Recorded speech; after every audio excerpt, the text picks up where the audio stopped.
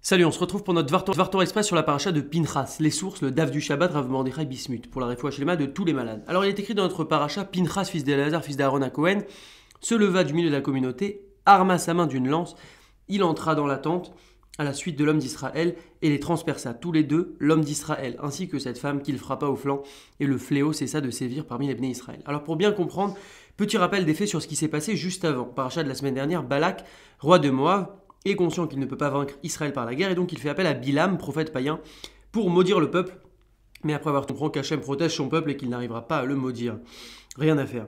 Que fait-il? Il suggère alors à Balak de faire fauter le peuple par la débauche, car il savait, comme le dit les camarades dans Sanhédrin, leur Dieu a en horreur la débauche. Balak écoute le conseil, il demande aux filles de Midian et de Moab d'entraîner les Hébreux à la débauche, à l'orgie et à l'idolâtrie terrible. Il a alors trouvé le moyen de rompre leur lien avec Hachem pour retirer la shrina, la présence divine du camp, et laisser les Béné Israël à la merci de leurs ennemis. Catastrophique. Et là, un des membres de notre peuple, le prince Zimri Ben Salou, ose emmener une de ses filles parmi ses frères. Il s'agit de la princesse Cosbi Batsour, dont le but était de s'introduire parmi le peuple pour faire fauter Moshe, tout simplement.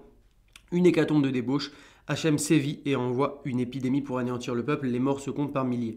Et là, on a Pinchas qui réussit à s'introduire parmi les fauteurs, en réclamant vouloir faire partie de leur propre groupe. Et il rentre dans la tente où se trouvaient Zimri et Cosbi, et il venge l'honneur d'Hachem en transperçant d'une lance le couple détesté de Dieu. L'épidémie s'arrête alors, le peuple est sauvé, et Hachem confère à Pinchas en récompense de son acte la Keuna, la prêtrise, et la longévité de ses jours, fin de l'histoire. D'autre part, dans la suite de notre paracha, il est écrit « Attaquez les Midianim et taillez-les en pièces car ils sont vos ennemis ». Comment expliquer une telle ordonnance aussi cruelle? Le Midrash explique au nom de Rabbi Shimon Bar Yochai que celui qui fait fauter son prochain est plus répréhensible que celui qui le tue. En effet, celui qui le tue lui fait perdre son olamazé, ce monde-ci, tandis que celui qui fait fauter son prochain l'élimine de ce monde-ci et du monde futur. Et oui, la faute fait perdre à l'homme les deux mondes. Et Rabbi Shimon explique ainsi ses propos. Il nous explique que 4 peuples ont essayé de néantir Israël, 2 peuples ont essayé par l'épée, il s'agit des Égyptiens et des Édomim avec Amalek, et 2 peuples ont fait ça en faisant transgresser la Torah au Béné Israël. Il s'agit des Moavim et des Ammonim qui se sont associés pour faire commettre des graves fautes, en particulier dans la débauche, comme on l'a dit, pour éloigner de nous la présence divine, et cela est encore plus grave que par l'épée, comme on l'a expliqué. D'ailleurs, pour les 2 premiers, on acceptera leur conversion, alors que pour les 2 autres peuples qui ont essayé de faire fauter le peuple, eh bien, ils représentent un tel danger qu'on doit les tenir éloignés de nous à tout jamais. On apprend donc de notre paracha la gravité et le danger mortel de la débauche, parce qu'elle cause plus de dégâts que toutes les guerres et que tous les ennemis. Bilam l'a bien compris en donnant ce sombre conseil de livrer le peuple à la débauche. Quant à Pinchas, il nous en a sauvés. Pinchas a choisi de passer pour un trouble-fête, un intolérant, un fou de Dieu, uniquement pour rétablir la justice et sauvegarder la morale au sein du peuple juif. Aujourd'hui, la débauche est partout malheureusement. La société moderne l'utilise comme moteur pour tout.